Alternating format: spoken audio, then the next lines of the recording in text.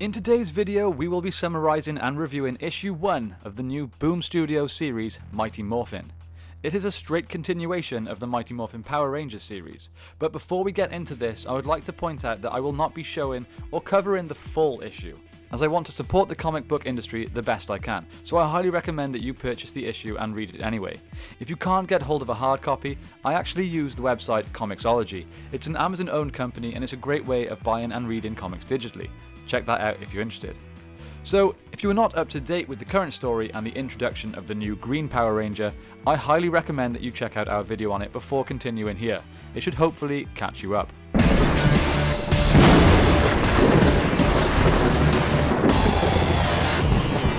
So the issue begins with a really cool flashback to 10,000 years ago on the planet Artavius, where we see some Guardians of Altar defending the planet from invaders.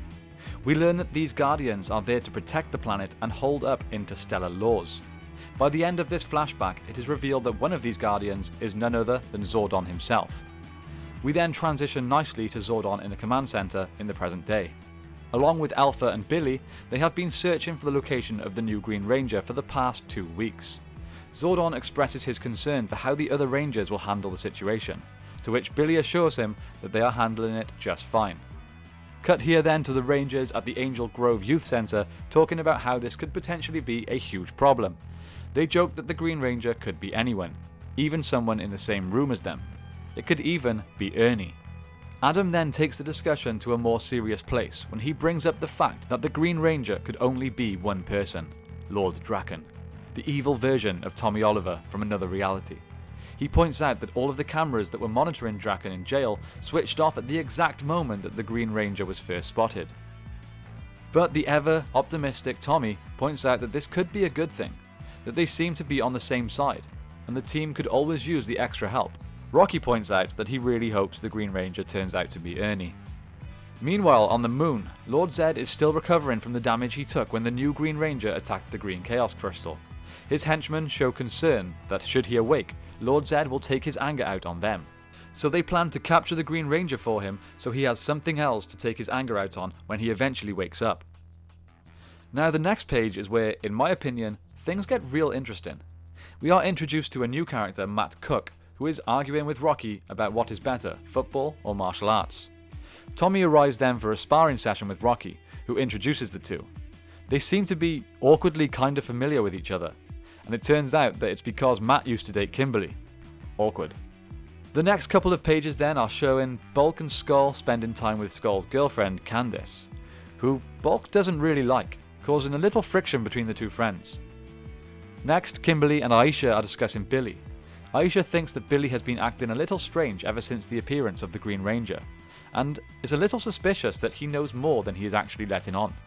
Kimberly assures her that Billy is the last person that would ever lie to them. Then Billy is shown to be spending more time at the command center with Zordon and Alpha, continuing to search for the Green Ranger. Zordon then gives a little more history about his time on Altar and expresses how much he misses it.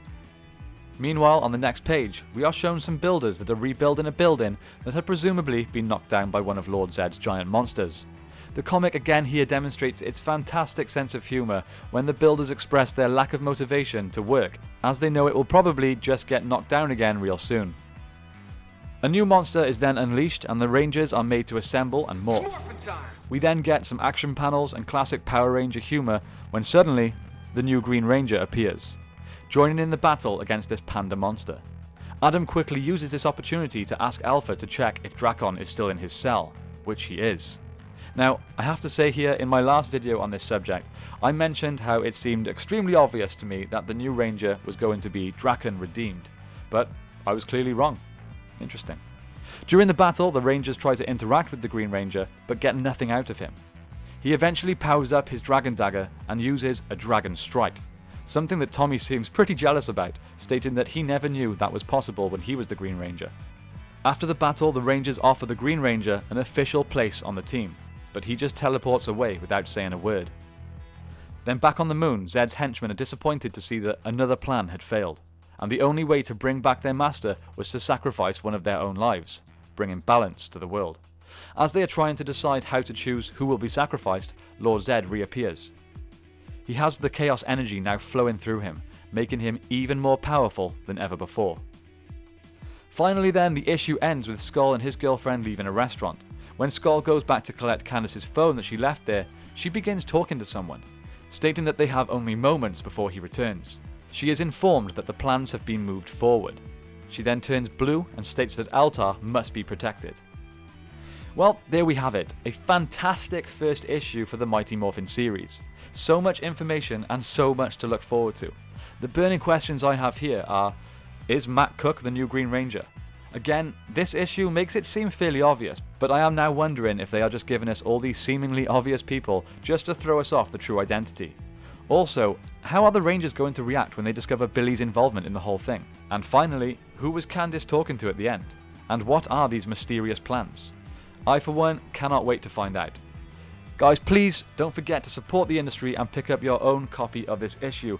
I personally purchased the digital version and 2 hard copies, the normal one and a variant cover. It's a great series and we need to support it to ensure its future. Also, let us know down in the comments who you think is the Green Ranger. Thank you all for watching, may the power protect you, and I will see you next time on the 6th Ranger.